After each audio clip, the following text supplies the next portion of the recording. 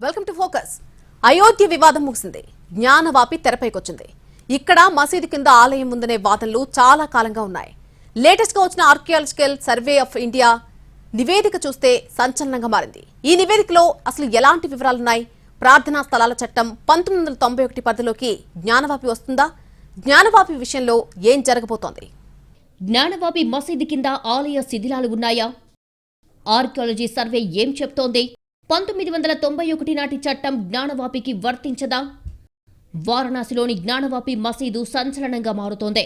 Archaeological survey of India ఇచ్చిన నివేదిక దేశంలో సరికొత్త వివాదానికి కారణమవుతోంది. జ్ఞానవాపిలో గతంలో ఉన్న భారీ హిందూ ఆలయాన్ని కూల్చి ఆ శిథిలాలపై మసీదును నిర్మించారని భారత పురావస్తు విభాగం సర్వే తేల్చినట్టు వెల్లడయ్యింది.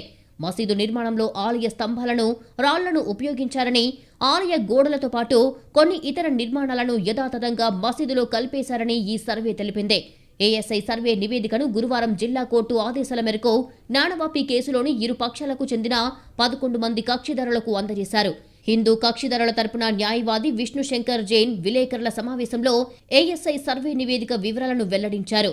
839 పేజీలు ఉన్న ఈ నివేదిక ప్రకారం గతంలో ఉన్న ఆలయాన్ని ధ్వంసం చేసి దాని శిథిలాలపైనే మసీదును నిర్మించారు. దీనికి పలు ఆధారాలు ఉన్నాయని ఈ నివేదిక స్పష్టం చేస్తోంది. మసీదు నిర్మాణంలో ఆలయ స్తంభాలను ఉపయోగించారని, ఆలయ నిర్మాణంలోని కొన్ని భాగాలను యథాతథంగా అలాగే ఉంచారని నివేదిక చెప్తోంది. సర్వే సందర్భంగా ఇప్పుడున్న మసీదు గోడలపై, అంతకు ముందటి ఆలయ నిర్మాణం తాలూకు గోడలపై 34 శాసనాలు ఉన్నట్లు ఏఎస్ఐ గుర్తించింది.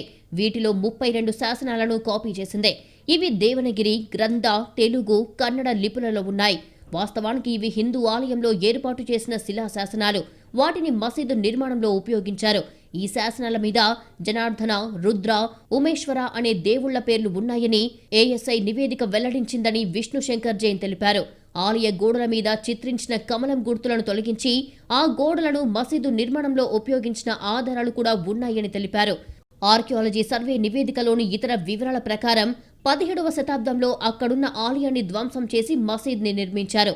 అక్కడ లభించిన శిథిలాలు, వెల్లడైన కళాకృతులు, శాసనాలు, శిల్పరీతిని బట్టి అక్కడ అంతకుముందు హిందూ ఆలయం ఉండేదని శాస్త్రీయ అధ్యయనం రుజువు చేస్తోంది. దేవతల విగ్రహాలు, శిల్పాలు భూమిలో కూరుకుపోయి కనిపించాయి. పశ్చిమం వైపున ఆవరణలో తోరణంతో కూడిన భారీ ప్రవేశద్వారం ఉంది. పక్షులు, జంతువులు, పుష్పాలను చిత్రించిన ఒక చిన్న ద్వారం ఉంది. గోడలను లతలతో తీర్చిదిద్దారు. పశ్చిమం వైపున్న గోడ యథాతథంగా అంతకు ముందుటి ఆలయంలోనిదే. మసీద్లోని ఓ గదిలో ఓ శాసనం లభ్యమయ్యింది. అయితే దానిమీద మసీదు నిర్మాణం, విస్తరణకు సంబంధించిన సమాచారాన్ని చెరిపివేయటం కనిపించింది. అంతకు ముందున్న ఆలయ విధ్వంసానికి ఔరంగజేబు ఇచ్చిన ఆదేశాలకు సంబంధించినదిగా ఈ శాసనాన్ని భావిస్తున్నారు. ప్రస్తుత ఆలయం అంతకు ముందున్న నిర్మాణంపైన కట్టిందేనని చెప్తున్న ఈ సర్వే మసీద్లో చేసిన మార్పులను గుర్తించింది. పూర్వమున్న స్తంభాలను, ప్లాస్టర్ను చిన్న చిన్న మార్పులతో తిరిగి ఉపయోగించినట్లు చెప్తోంది. హిందూ ఆలయం నుంచి తీసుకున్న కొన్ని స్తంభాలను కొద్దిగా మార్చివేసి కొత్త నిర్మాణంలో ఉపయోగించారు. స్తంభాలపై ఉన్న చెక్కడాలను తొలగించే ప్రయత్నం చేశారని ఏఎస్ఐ నివేదిక చెప్తోంది. దేవనగిరి, తెలుగు, కన్నడ, ఇతర లిపిలలో రాయబడిన శాసనాలు పూర్వం ఉన్న హిందూ దేవాలయంలో ఉన్నవని, వీటిని ప్రస్తుతం ఉన్న నిర్మాణంలోనూ మరమ్మత్తు సమయంలో నాటి రాళ్లు, స్తంభాలను ఉపయోగించారని చెప్తున్నారు. దీన్ని బట్టి పూర్వం అక్కడ హిందూ ఆలయాన్ని ధ్వంసం చేసి దానికి సంబంధించిన భాగాలను తిరిగి వాడినట్లుగా రుజువవుతోంది.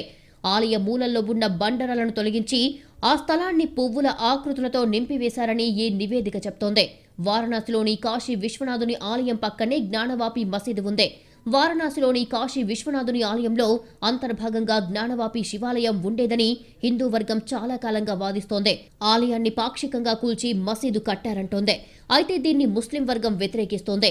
ఈ అంశంపై ఇరు పక్షాల మధ్య వారణాసి కోర్టులో కేసు నడుస్తోంది. ఈ క్రమంలో కోర్టు ఆదేశాల మేరకు మసీదులో వీడియో సర్వే జరిగింది. వజూఖానా బావిలో శివలింగం వంటి ఆకారం బయటపడింది. అది శివలింగమే అని హిందూ పక్షం వాదిస్తోంది. కాదు, ఫౌంటైన్ అంటోంది ముస్లిం వర్గం. ఈ పరిస్థితుల్లో కోర్టు ఆదేశాల మేరకు వాజుఖానా బావి ఉన్న ప్రాంతానికి ఎవరూ వెళ్లకుండా సీజ్ చేశారు అధికారులు. అలాగే మసీద్లోని సమగ్ర సర్వే జరిపించాలి అన్న హిందూ పక్షం వాదనతో కోర్టు ఏకీభవించింది. సుప్రీంకోర్టు సూచనలకు అనుగుణంగా సీజ్ చేసిన వాజుఖానా బావి ప్రాంతాన్ని మినహాయించి మసీద్లో సర్వే నిర్వహించింది ఏఎస్ఐ. గతేడాది ఆగస్టు 4న సర్వే ప్రారంభించిన ఏఎస్ఐ డిసెంబర్ 19న కోర్టుకు తమ నివేదికను సమర్పించింది. ఏఎస్ఐ నివేదిక ప్రతుల్ని ఇవ్వాల్సిందిగా కోర్టును కోరాయి జ్ఞానవాపి మసీదు వివాదంలోని ఇరుపక్షాలు. దీంతో నివేదిక కాపీలను ఇవ్వాల్సిందని ఏఎస్ఐని ఆదేశించింది కోర్టు. దీంతో 5గురు హిందూ వర్గం వారితో పాటు ఇంతిజామియా, మసీదు committee, Kashi Vishwanath trust, UP ప్రభుత్వం, chief secretary, home secretary, Varanasi జిల్లా మెజిస్ట్రేట్ నివేదిక ప్రతుల కోసం దరఖాస్తు చేశారు.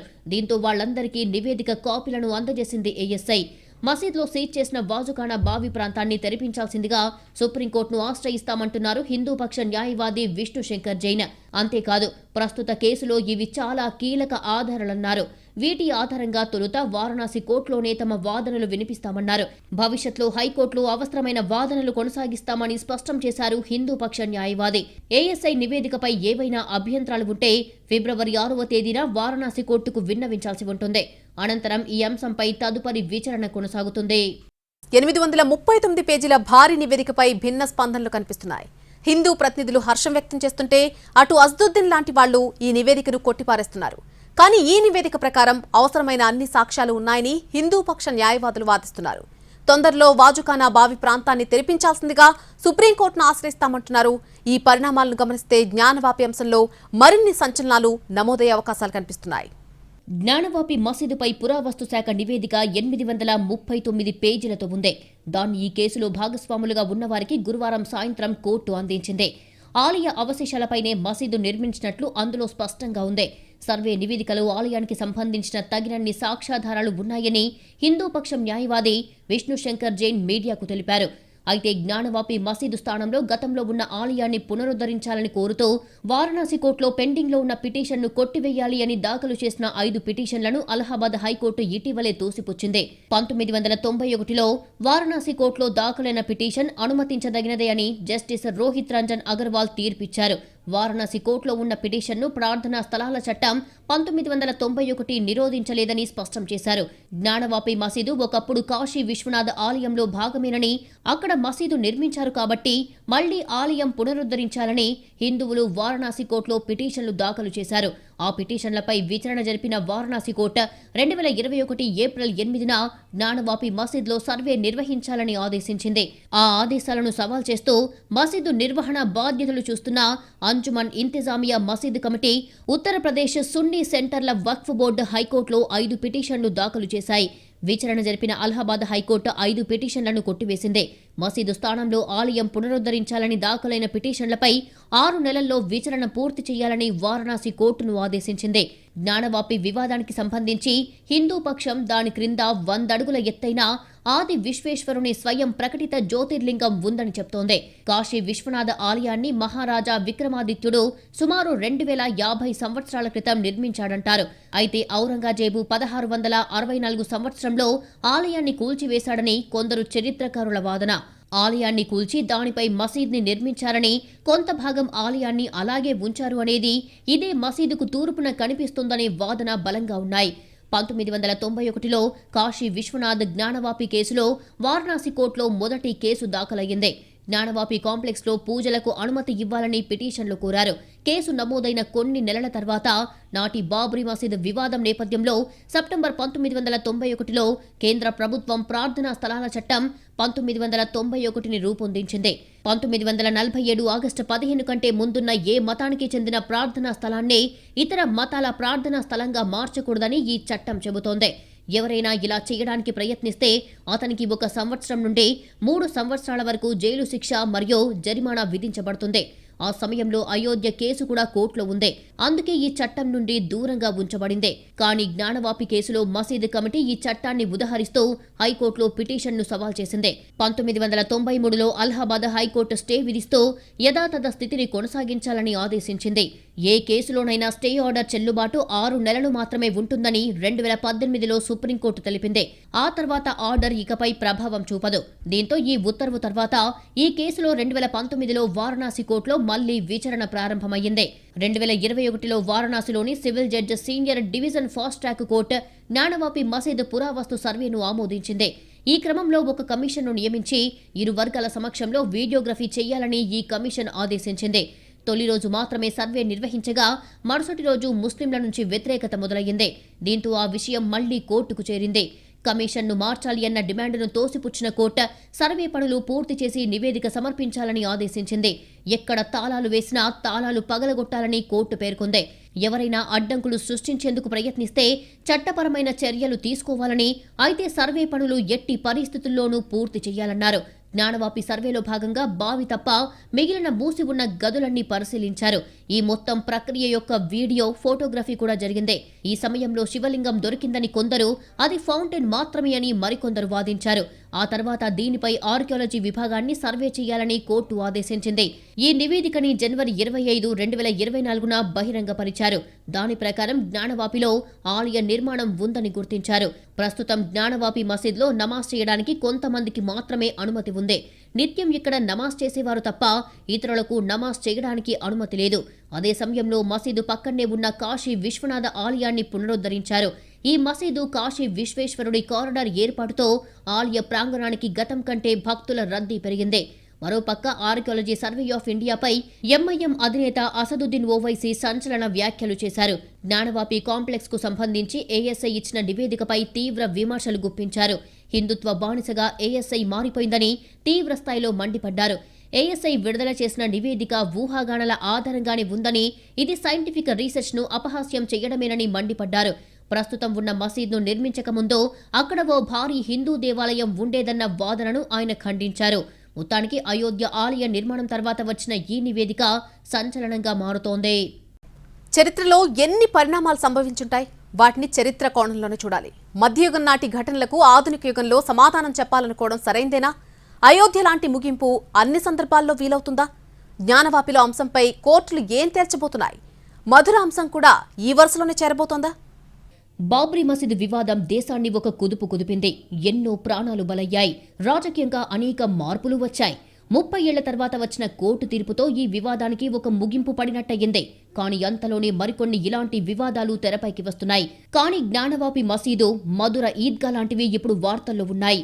ఇందులో జ్ఞానవాపికి సంబంధించిన అంశం ఆర్కియాలజీ సర్వేతో సంచలనంగా మారింది. నిజానికి ఈ అంశాలపై చారిత్రక కోణంలో భిన్న వాదనలు వినిపిస్తుంటాయి. కొందరు ఆలయంపై కట్టారని, మరికొందరు లేదని వాదిస్తుంటారు.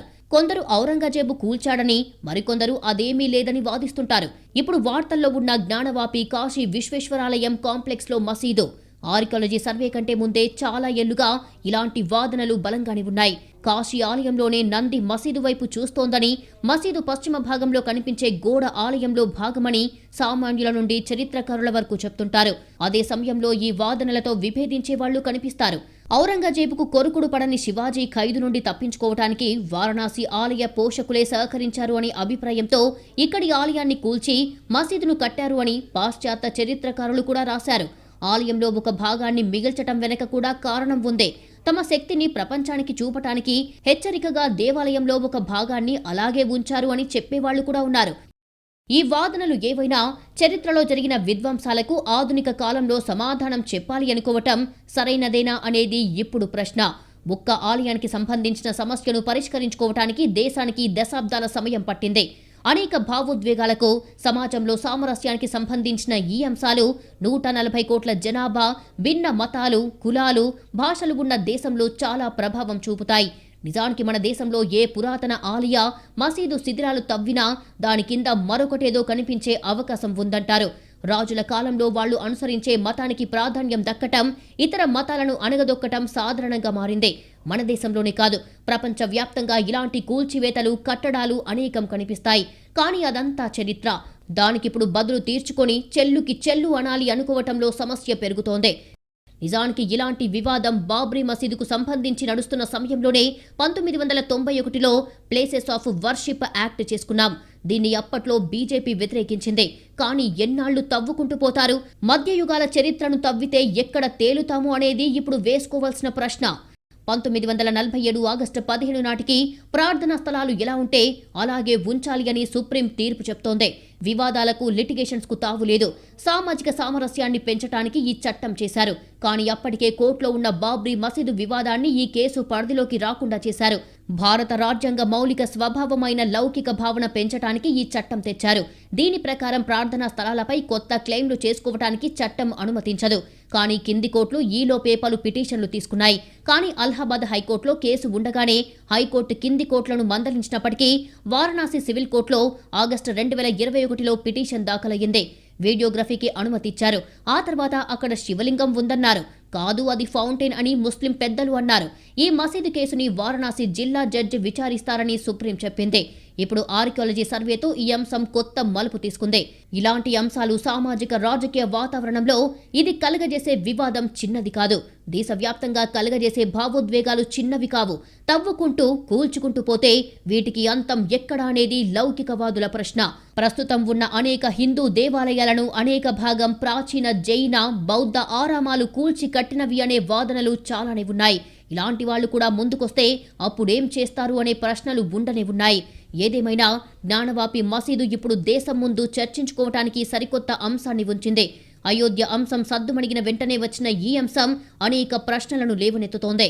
జ్ఞానవాపి, మధుర ఈద్గా, ఈ వరుసలో ఇంకా చాలా ఉంటాయా? ఇలాంటి అంశాలను డీల్ చేసే శక్తి మన సమాజానికి ఉందా?